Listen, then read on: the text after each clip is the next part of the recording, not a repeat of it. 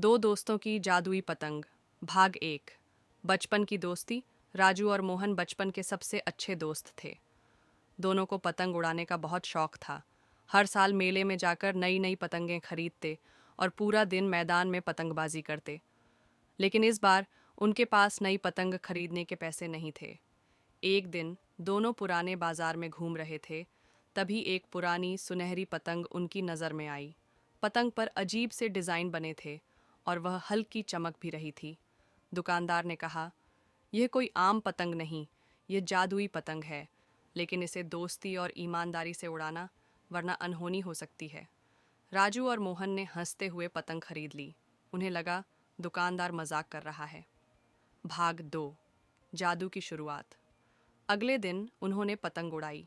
जैसे ही पतंग हवा में ऊंची गई, एक अजीब सा चमकता हुआ गोला निकला और पूरे मैदान में रोशनी फैल गई। अचानक पतंग खुद ब खुद उड़ने लगी। तभी एक चमत्कार हुआ। जो भी इस पतंग से इच्छा मांगेगा वह पूरी होगी। पहले उन्होंने छोटे छोटे प्रयोग किए। राजू ने सोचा, काश हमारे पास रंग बिरंगी पतंगों का ढेर होता, और अगले ही पल उनके पास सैकड़ों पतंगें आ गईं। मोहन ने कहा, काश हमारे गांव में कभी गरीबी न रहे। और अगले ही दिन गांव में खूब बारिश हुई, फसलें लहलहा उठीं और सब खुशहाल हो गए। अब दोनों दोस्त बहुत खुश थे। भाग तीन। लालच का जन्म। एक दिन मोहन के मन में लालच आ गया। उसने सोचा, अगर यह पतंग सिर्फ मेरी होती तो मैं सबसे अमीर आदमी बन जाता। उसने रात में चोरी चुपके से पतंग छिपा ली और उसे अकेले उड़ाने लगा। उसने इच्छा मांगी, मुझे बहुत सारा सोना चाहिए। अचानक सोने के सिक्के बरसने लगे। मोहन बहुत खुश हुआ, लेकिन तभी पतंग तेजी से घूमी और बिजली की तरह चमकने लगी। अचानक सारे सोने के सिक्के रेत में बदल गए और मोहन जहाँ खड़ा था वहाँ गहरा गड्ढा बन गया। राजू ने देखा कि कुछ गड़बड़ हो रही है। वह दौड़कर आया और बोला, मोहन, हमें इसे साथ में चलाना होगा, तभी ये सही काम करेगी। मोहन को अपनी गलती का एहसास हुआ।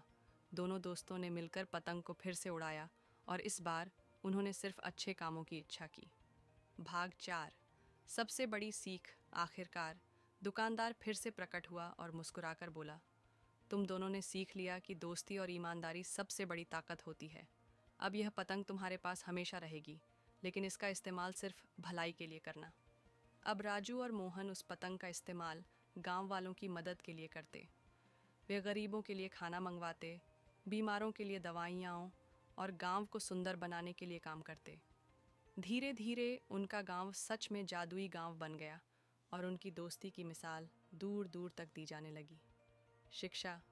लालच बुरी चीज़ है, लेकिन सच्ची दोस्ती और अच्छे काम हमेशा सफलता दिलाते हैं।